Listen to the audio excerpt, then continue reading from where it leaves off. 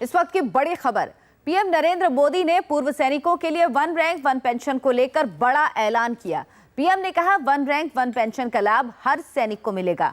VRS लेने वाले सैनिकों को वन रैंक वन पेंशन से बाहर रखने की खबर पर पीएम मोदी ने कहा कि लोग वीआरएस पर देश के सैनिकों को भ्रमित करने की कोशिश कर रहे हैं। फरीदाबाद मेट्रो का उद्घाटन करने के बाद हुई रैली में मोदी ने कहा कि 15 साल में नौकरी छोड़ने वालों को भी ओआरओपी का फायदा मिलेगा।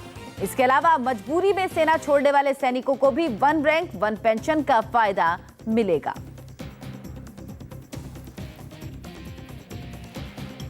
मेरी सरकार बनी 26 मई 2014 को और मेरा दायित्व बनता है 26 मई 2014 से।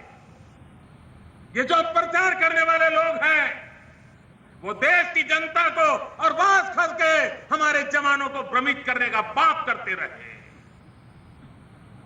26 मई को इस सरकार का जन्म हुआ, उसी दिन से हमने काम चालू किया और कल हमने घोषणा की तो भी सरकार बनने के तुरंत बाद 1 जुलाई गिनने के लिए उचित रहती है, तो हमने 1 जुलाई से लागू करने का निर्णय कर दिया। मैं जानता हूं देश के फौज में 80-90% लोग कौन होते हैं। हमारी फौज में 80-90% वो जवान होते हैं जो छोटे छोटे पद पर होते हैं, कंधे पर बंदूक उठा करके जो दुश्मनों से मुकाबला करते हैं। सबसे पहले जान की बाजी वो लगा देते हैं। लेकिन सेना की आयु कम हो इसलिए उनको 15 साल के बाद नौकरी छोड़नी पड़ती है, 17 साल के बाद छोड़नी पड़ती है, 20 साल के बाद छोड़नी पड़ती है। इसके लिए अलग अलग शब्द प्रयोग सेना वाले करते होंगे।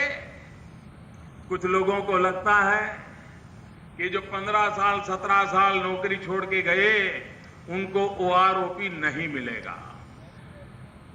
मेरे जवान भाइयों बहनों, चाहे वो हवालदार हो, सिपाही हो, नायक हो, अरे आप ही तो देश की रक्षा करते हो। अगर ये ओआरओपी सबसे पहले मिलेगा तो आपको मिलेगा। ये वीआरएस के नाम से आपको भ्रमित करने का जो प्रयास कर रहे हैं वो गलत कर रहे हैं। ये सरकार जिन लोगों ने युद्ध में सेना में काम करते करते अपना शरीर गंवाया है, कोई अंग गंवाया है, ऐसे भी सेना के जवान जिनको मजबूरन सेना छोड़नी पड़ती है, शरीर की देश के लिए शरीर का एक एक अंग बलि चढ़ा दिया है, उसको सेना छोड़नी पड़ती है। क्या वो ओआरओपी से वंचित हो जाएंगे?